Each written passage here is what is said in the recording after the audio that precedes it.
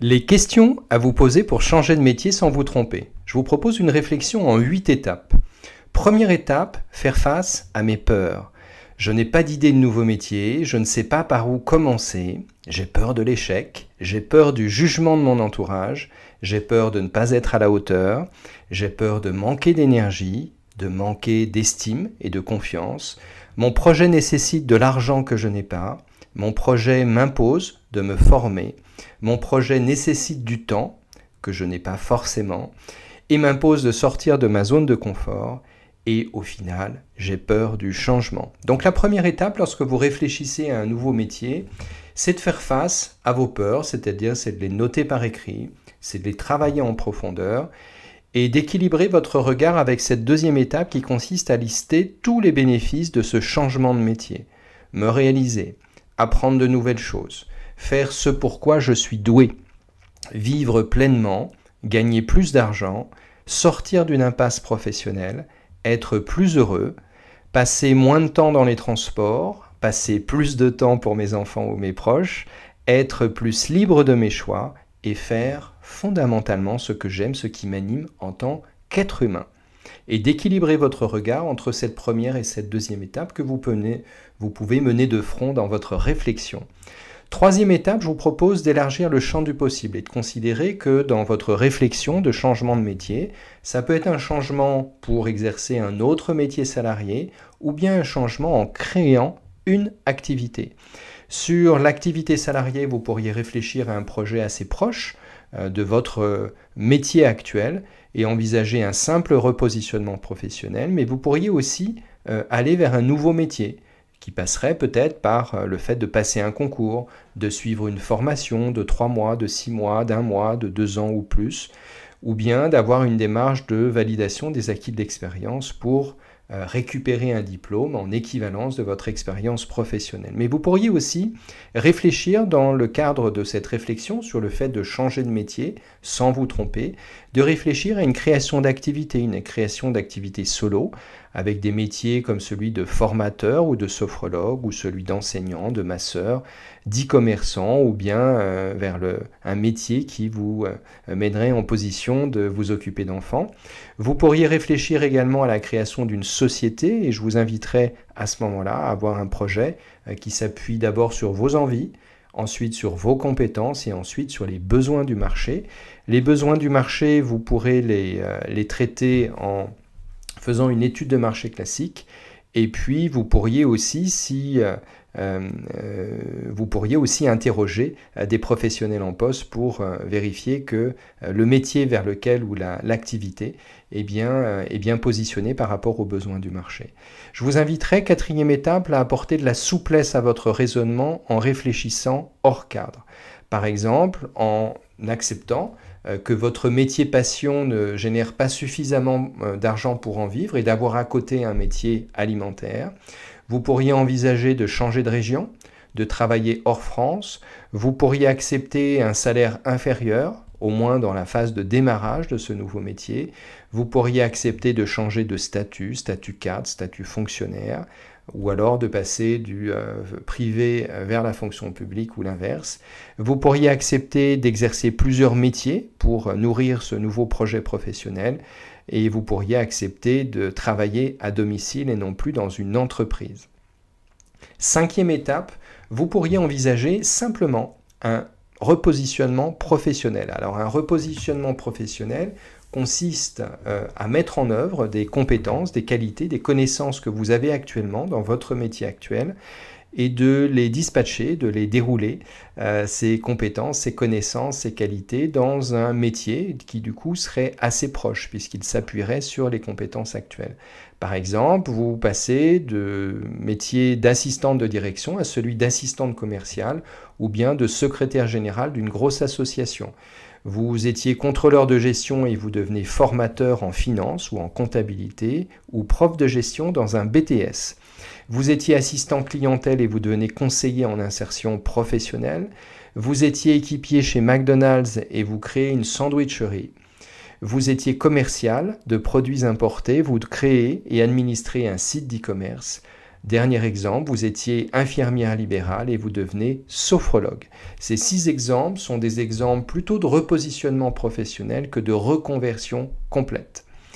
Je vous inviterai dans une 6e étape à asseoir votre projet sur du solide, comme sur les 4 pieds de ce tabouret.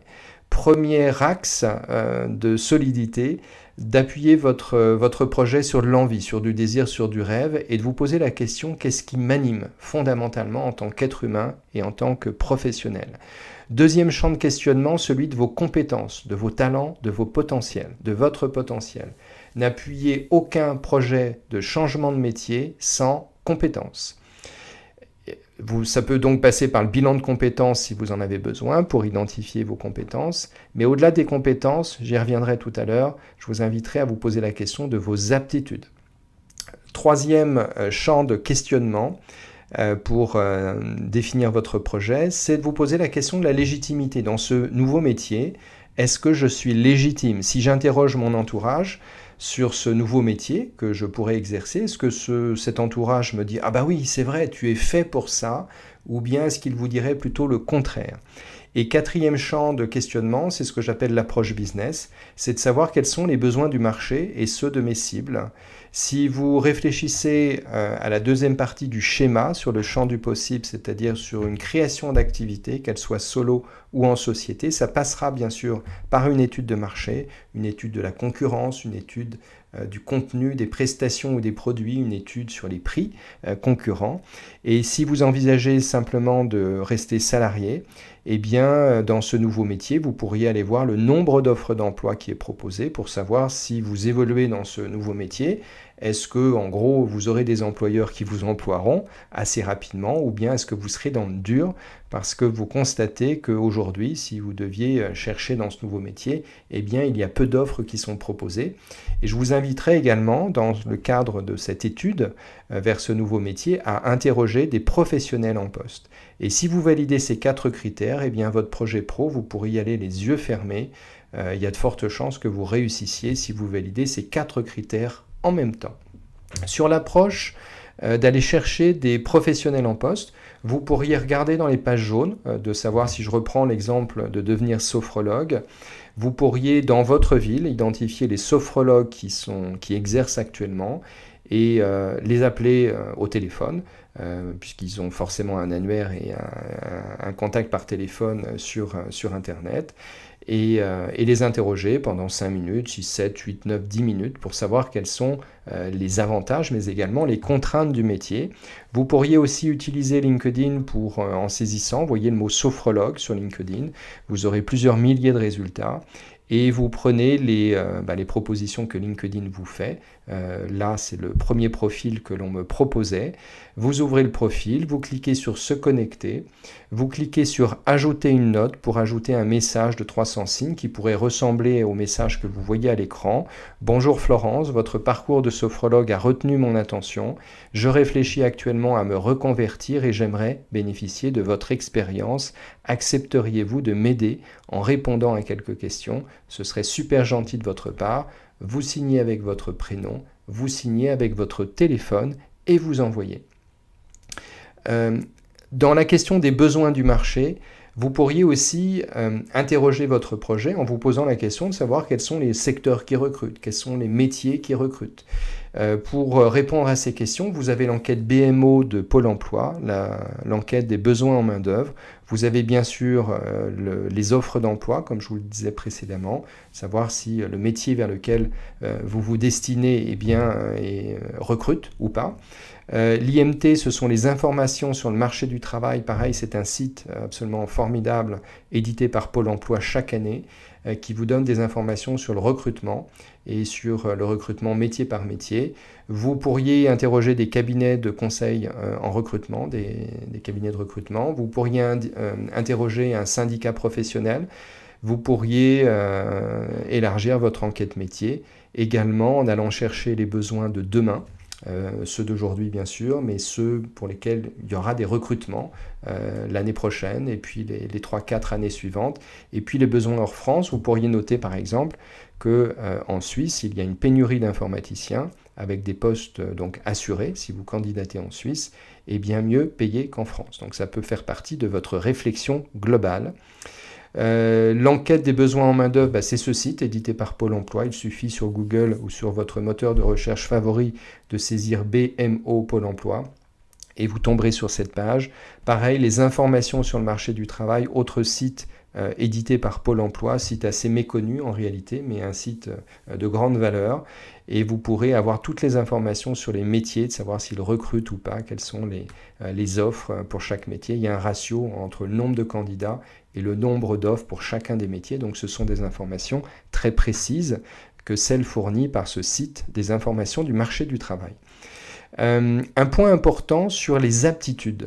Je vous inviterai à ne pas raisonner uniquement en termes de compétences, mais en termes d'aptitudes. Les aptitudes, c'est ce que vous sauriez faire dès demain matin à 9 h, même si vous n'avez jamais fait, notamment ce qu'on vous demande dans le futur métier.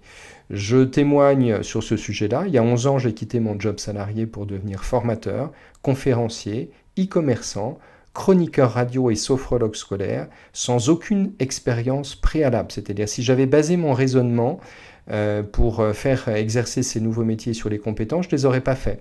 Par contre, je savais que je savais animer les groupes, que je savais intervenir à l'oral devant plusieurs centaines de personnes, que si je m'y mettais en auto-formation, je pouvais comprendre comment est-ce qu'on éditait un site et comment est-ce qu'on vendait sur Internet. Donc pour devenir e-commerçant, chroniqueur radio, pareil, c'est basé sur l'écriture sur la voix, et sophrologue scolaire, c'est juste ce métier qui est passé par une formation pendant 1 an. Voilà. Mais donc j'ai acquis des compétences pendant 1 an par une case formation. Les 4 autres métiers, je les ai pratiqués directement en bossant et en me formant tout seul. 7e étape, c'est d'apprendre à formuler correctement votre projet et de répondre à cette question: quel est mon projet pour les 3, 5, 10, 15, 20 prochaines années? Plusieurs exemples de formulation. Mon projet est de devenir formateur en bureautique. Je suis doué sur PowerPoint, Excel et Word. Je souhaite former des collaborateurs en entreprise. Mon projet est de créer un site d'e-commerce dans le domaine des huiles essentielles. Mon projet est de devenir sophrologue. Je serai certifié en juin 2023 et j'ouvrirai mon cabinet à Montrouge. Mon projet est de devenir jardinier paysagiste. Je suis doué de mes mains, résistant physiquement et j'adore les plantes et les besoins sont importants dans ma ville. Un projet pro s'exprime avec une fonction, un secteur d'activité, une liste de compétences et d'aptitudes et une valeur ajoutée par rapport aux autres candidats ou aux autres entreprises déjà positionnées sur ce métier. Dernière étape, c'est de vous poser la question de savoir quelles sont les ressources dont je dispose pour mener à bien ce projet de reconversion et le fait de changer de métier sans me tromper. D'abord, ressources en temps. Est-ce que j'ai 0 temps? C'est-à-dire je dois bosser dès demain matin, ou bien est-ce que j'ai un peu plus de temps? Et si oui, pendant combien de temps est-ce que je peux consacrer à cette réflexion sur le fait de changer de métier? Deuxième ressource, celle de l'argent. La ressource sur l'argent vous permet de répondre à cette question. Pendant combien de temps est-ce que je peux vivre sans revenu pour mener à bien ce projet? Pour certains d'entre vous, ça sera 0 temps parce que vous avez le couteau sous la gorge, et pour d'autres, peut-être parce que vous avez de l'argent de côté ou vous avez reçu de l'argent suite peut-être à un licenciement ou une négociation que vous avez faite avec votre entreprise précédente, et du coup, vous avez un petit peu de temps serein sans avoir de rémunération qui tombe parce que vous avez cet argent de côté. Quelle est la ressource en termes de soutien? Est-ce que votre entourage vous soutient ou pas? Ressources en termes d'énergie. Les projets de reconversion professionnelle prennent beaucoup d'énergie. Et ressources en termes de réseau, c'est-à-dire qui dans votre réseau proche, famille, ex-collègues, clients, etc., connaissances au sens large, eh bien, est-ce que ce réseau vous aidera ou pas dans la réalisation de ce projet? Récapitulatif des 8 étapes sur ce thème: changer de métier sans se tromper. Première étape, faire face à vos peurs, équilibrer ce regard avec tous les gains, tous les bénéfices que vous aurez à mener ce projet de reconversion, élargir le champ en apportant une vision à la fois sur les métiers salariés et également sur les activités que vous pourriez créer. Réfléchir hors cadre, apporter de la souplesse à votre raisonnement, Envisagez également dans votre projet un simple repositionnement professionnel. C'est moins coûteux en temps, c'est moins coûteux en argent, c'est moins coûteux en tout et en énergie. Asseoir votre projet sur les 4 piliers, sur les 4 pieds de la chaise que je vous montrais ou du tabouret, c'est-à-dire l'envie, les compétences, la légitimité et les besoins du marché. 7e étape, apprendre à formuler de façon très claire votre projet. Et 8e étape, faire le point sur vos ressources. Une fois que vous aurez mené ces 4 étapes, eh bien, vous pourrez vous lancer. Voilà. Si vous avez des questions sur ce sujet de comment changer de métier sans se tromper, vous pouvez poser vos questions sur le site questionsdemploi.fr. Je répondrai à 100% de vos questions. Vous pouvez également, et ça serait plus simple pour moi, poser les questions directement en commentaire de cette vidéo YouTube. Voilà, bonne réflexion et bon courage dans vos différentes réflexions.